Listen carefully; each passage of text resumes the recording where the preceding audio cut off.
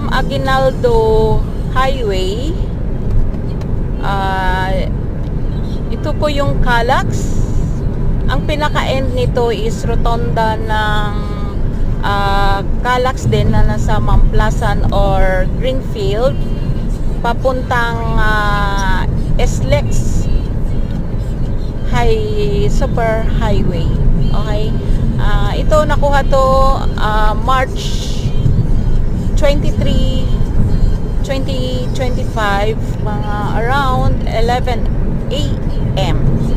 So this is it guys, kung gaano ang area na ito, yung Calax, Cavite.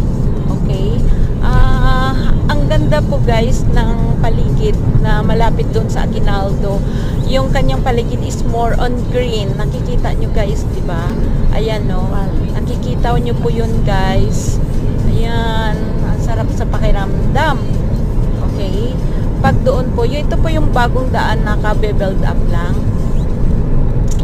So from there sa dulo ng Calax na bandang Aguinaldo Highway. So may speed gun. Ay hindi, similar sa incidents itong Porsche. oo. 1 kilometer Levy.